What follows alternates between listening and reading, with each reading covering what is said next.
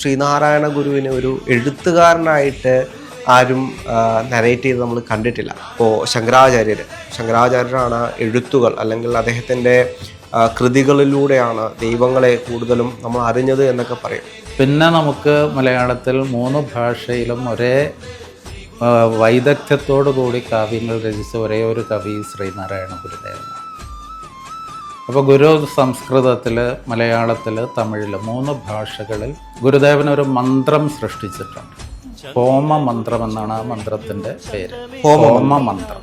അതുകൊണ്ട് അവർ വളരെ അത്ഭുതത്തോടു കൂടി ഇതൊരു മഹത്തായ മന്ത്രമാണല്ലോ, ഇതിൻ്റെ സ്രഷ്ടാവ് ആരാണ് എന്ന് ഗുരുവിൻ്റെ അടുക്കൽ ചോദിക്കുന്നു. അപ്പോൾ ഗുരു പറഞ്ഞു അത് നാം തന്നെ ഉണ്ടാക്കിയതാണ് എന്ന് പറയുകയും അവർ വലിയ അത്ഭുതത്തോടു കൂടി ആ സ്വാമി അതേപോലെ തന്നെ ഇപ്പോൾ ശ്രീനാരായണ ഗുരുവിനെ പറ്റി പറയുന്നത് അദ്ദേഹത്തിൻ്റെ കൃതികളിലൂടെയാണ്.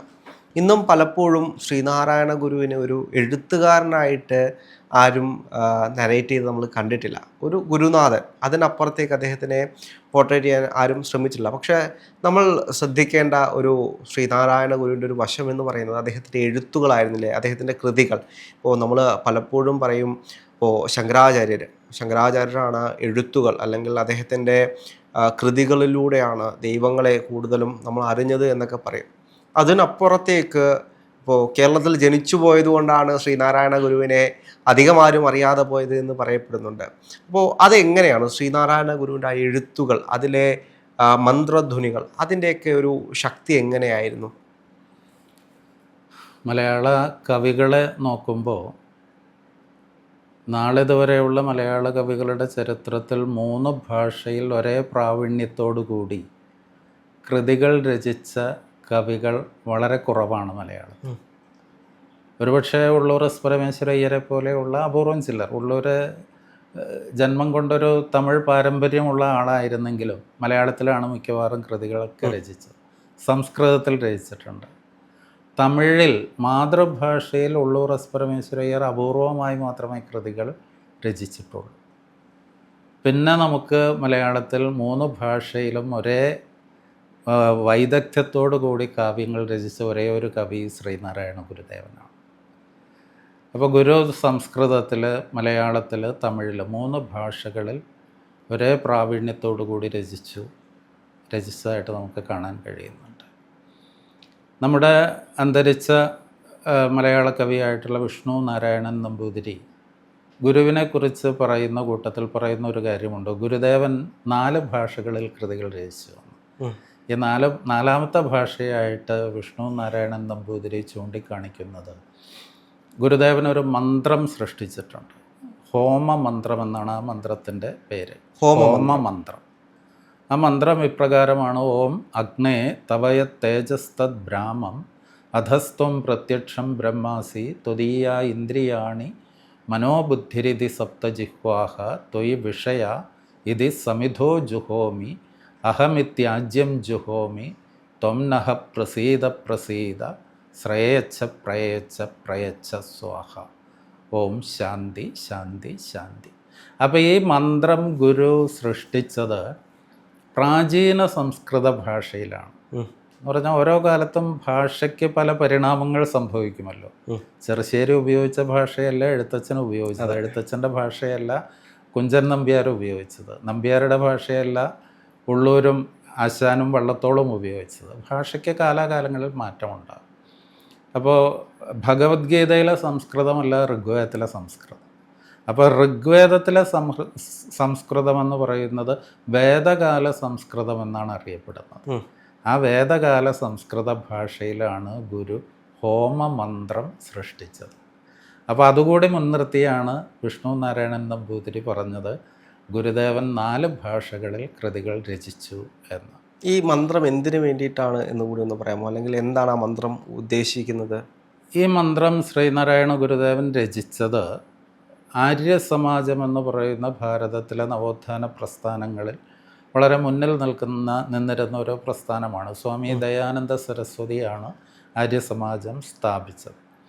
ആര്യസമാജത്തിൻ്റെ കുറേ പ്രവർത്തകർ ശിവഗിരി മഠത്തിൽ ഒരിക്കൽ വരികയും അവർ ഗുരുദേവനെ കണ്ട് തങ്ങളുടെ ദിനചര്യയുടെ ഭാഗമായി തങ്ങൾ ഇവിടെ ഒരു ഹോമം നടത്തിക്കൊള്ളട്ടെ എന്ന് ഗുരുവിനോട് അനുമതി ചോദിച്ചു. അപ്പോൾ ആര്യസമാജത്തിൻ്റെ ഒരു പ്രത്യേകത, വേദങ്ങളെ മാത്രമേ ആര്യസമാജക്കാർ പ്രമാണമായിട്ട് അംഗീകരിക്കുകയുള്ളൂ. ദയാനന്ദ സരസ്വതിയുടെ തന്നെ പ്രധാനപ്പെട്ട ഒരു മുദ്രാവാക്യം വേദങ്ങളിലേക്ക് മടങ്ങുക എന്നുള്ളതാണ്. എന്ന് പറഞ്ഞാൽ പിന്നീട് വന്ന പുരാണങ്ങൾ മറ്റു കാര്യങ്ങളൊന്നും പ്രമാണമായിട്ട് അവർ അംഗീകരിക്കില്ല. വേദങ്ങളെ മാത്രമേ പ്രമാണമായിട്ട് അംഗീകരിക്കുകയുള്ളൂ. അപ്പോൾ അതുകൊണ്ട് അവരവരുടെ ദിനചര്യയുടെ ഭാഗമായി എല്ലാ ദിവസവും ചെറിയ ഹോമകുണ്ടമൊക്കെ ഉണ്ടാക്കിയിട്ട് ഹോമം നടത്തുക പതിവാണ്. വേദമന്ത്രങ്ങൾ ചൊല്ലിക്കൊണ്ടാണ് അവരത് നിർവഹിക്കുക. അപ്പോൾ ഗുരുവിൻ്റെ അടുക്കൽ വന്നിങ്ങനെ ഞങ്ങളുടെ ദിനചര്യയുടെ ഭാഗമായിട്ട് ഇപ്രകാരം ഒരു ഹോമം നടത്തിക്കൊള്ളട്ടെ എന്ന് ചോദിക്കുകയും ഗുരുദേവൻ അതിന് അനുമതി കൊടുക്കുകയും ചെയ്തു. അവർ പിറ്റേന്ന് ഹോമത്തിനുള്ള ഒരുക്കങ്ങളെല്ലാം ചെയ്ത് അതിനുശേഷം ഗുരുവിനെ വന്ന് കണ്ടു ഹോമം നടത്താനായിട്ട് പോകുകയാണെന്നുള്ള കാര്യം അറിയിച്ചപ്പോഴാണ് ഗുരുദേവൻ തൻ്റെ കയ്യിലിരുന്ന ഒരു കടലാസ് കഷ്ണം അവരുടെ കയ്യിലേക്ക് കൊടുത്തത്. അതിലെഴുതിയിരുന്നതാണ് ഈ മന്ത്രം. അപ്പോൾ ഈ മന്ത്രം വായിച്ചു കഴിഞ്ഞപ്പോൾ അവർക്ക് വലിയ അത്ഭുതം തോന്നി. കാരണം ഇത് വേദത്തിലെ ഏതോ നഷ്ടപ്പെട്ടു പോയ മന്ത്രമായിരിക്കുമെന്നാണ് അവർ ആദ്യം ധരിച്ചത്. അതുകൊണ്ട് അവർ വളരെ അത്ഭുതത്തോടു കൂടി ഇതൊരു മഹത്തായ മന്ത്രമാണല്ലോ, ഇതിൻ്റെ സ്രഷ്ടാവ് ആരാണ് എന്ന് ഗുരുവിൻ്റെ അടുക്കൽ ചോദിക്കുന്നു. അപ്പോൾ ഗുരു പറഞ്ഞു അത് നാം തന്നെ ഉണ്ടാക്കിയതാണ് എന്ന് പറയുകയും അവർ വലിയ അത്ഭുതത്തോടു കൂടി ആ മന്ത്രത്തെ കാണുകയും അവരെ ഈ മന്ത്രം ചൊല്ലിക്കൊണ്ട് അന്ന് അവിടെ ഹോമം നടത്തുകയും ചെയ്തു. അന്ന് മുതൽ പിന്നീട് എല്ലാ ദിവസവും ശിവഗിരി മഠത്തിലും പിന്നീട് സ്ഥാപിക്കപ്പെട്ടപ്പോൾ ഈ ആലുവ അദ്വൈതാശ്രമം ഉൾപ്പെടെയുള്ള മഠങ്ങളിലും ഗുരുമന്ദിരങ്ങളിലും ഒക്കെ ശാന്തി ഹവനം നടത്തുന്നത് ശ്രീനാരായണ ഗുരുദേവൻ്റെ ഈ ഹോമ മന്ത്രം ചൊല്ലിക്കൊണ്ടാണ്. ഇതിൻ്റെ അർത്ഥം എന്താണ് വരുന്നത്? ഈ മന്ത്രം ഇതിൽ അഗ്നിയെ പ്രധാന ദേവതയായി സങ്കല്പിച്ചുകൊണ്ടാണ്. എല്ലാ മന്ത്രങ്ങൾക്കും ഒരു ദേവതയുണ്ടാകും.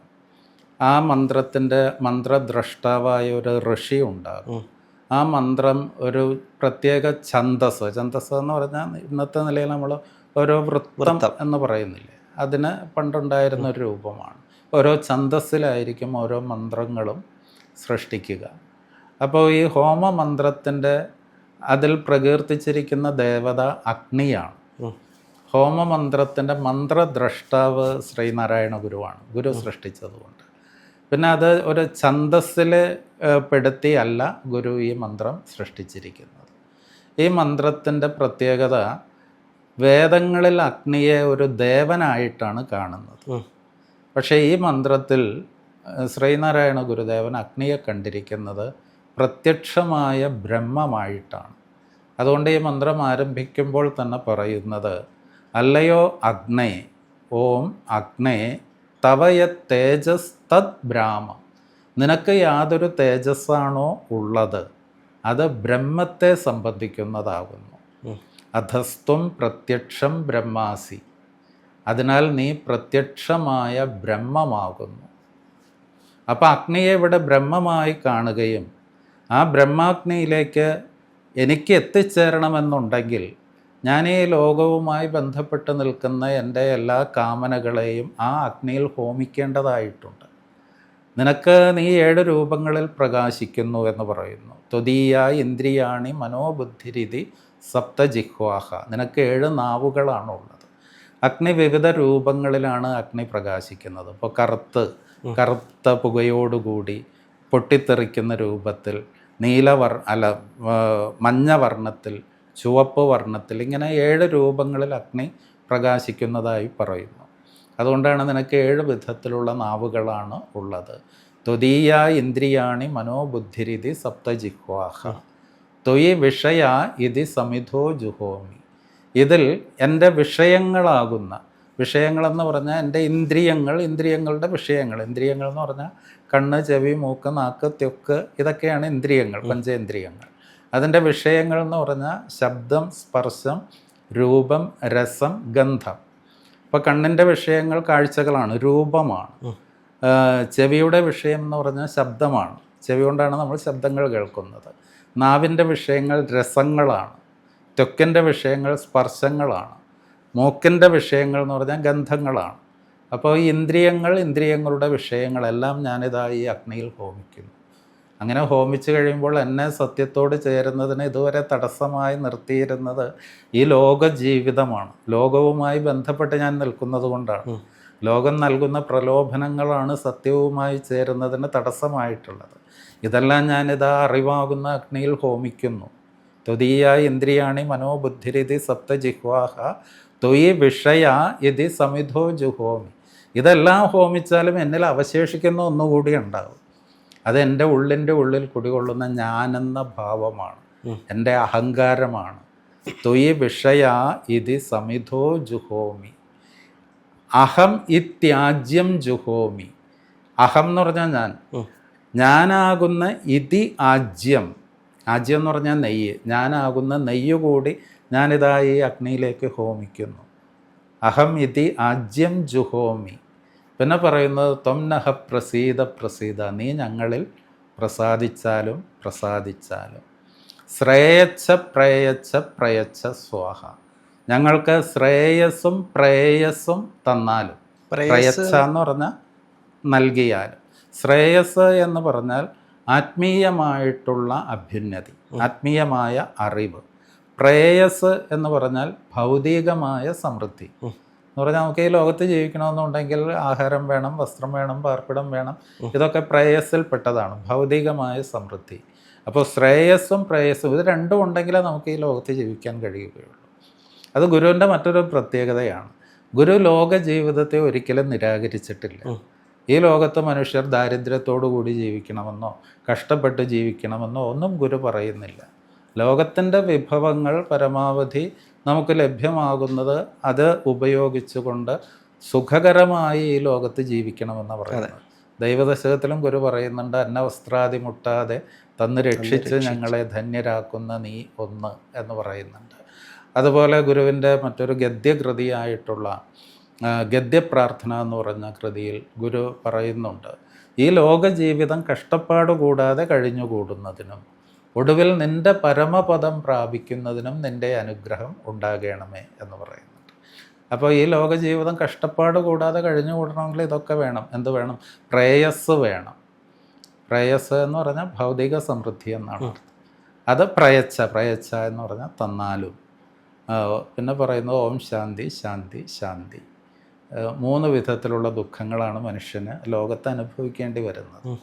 ഒന്ന്, നമുക്ക് നമ്മിൽ നിന്ന് തന്നെ ഉണ്ടാകുന്ന ദുഃഖങ്ങൾ. നമ്മുടെ ശരീരത്തിന് വേദന അനുഭവപ്പെടുമ്പോൾ, രോഗങ്ങൾ വരുമ്പോൾ, മാനസികമായ പ്രയാസങ്ങൾ അനുഭവിക്കുമ്പോൾ, ഇതിൻ്റെയൊക്കെ കാരണം നമ്മൾ തന്നെയാണ്. അപ്പോൾ നമുക്ക് നമ്മിൽ നിന്ന് തന്നെ ഉണ്ടാകുന്ന വേദന, അതിന് ആധ്യാത്മിക ദുഃഖമെന്ന് പറയും. പിന്നെ നമുക്ക് മറ്റ് മനുഷ്യരിൽ നിന്നും മറ്റ് ജീവരാശികളിൽ നിന്നും ഒക്കെ ഉണ്ടാകുന്ന വേദനകൾ, ദുഃഖങ്ങൾ, അതിന് ആദി ഭൗതിക ദുഃഖങ്ങൾ എന്ന് പറയും. പിന്നെ ഈ പ്രപഞ്ച പ്രതിഭാസങ്ങളിൽ നിന്ന് നമുക്ക് ദുഃഖം ഉണ്ടാകും. കടുത്ത വേനലുണ്ടാകുമ്പോൾ, വെള്ളപ്പൊക്കം ഉണ്ടാകുമ്പോൾ, ഇടിമിന്നൽ, ഇടിവെട്ട്, കടുത്ത കടുത്ത മഴയുണ്ടാകുമ്പോൾ ഒക്കെ നമുക്ക് ജീവിതത്തിൽ പ്രകൃതി നൽകുന്ന ചില ദുഃഖങ്ങളുണ്ട്. അത്തരം ദുഃഖങ്ങളെ ആദി ദൈവിക ദുഃഖങ്ങളെന്ന് പറയും. അപ്പോൾ ആധ്യാത്മികം, ആദി ഭൗതികം, ആദി ദൈവികം, ഈ 3 രൂപത്തിലുള്ള ദുഃഖങ്ങൾ മനുഷ്യന് അനുഭവിക്കേണ്ടി വരുന്നു. ഈ 3 ദുഃഖങ്ങളിൽ നിന്നുള്ള മോചനത്തിന് വേണ്ടിയാണ്, ഈ 3 ദുഃഖങ്ങളിൽ നിന്നും ശാന്തി ഉണ്ടാകുന്നതിന് വേണ്ടിയാണ് മന്ത്രങ്ങൾ അവസാനിക്കുമ്പോൾ ഓം ശാന്തി ശാന്തി ശാന്തി എന്ന് 3 പ്രാവശ്യം ഉച്ചരിക്കുന്നത്.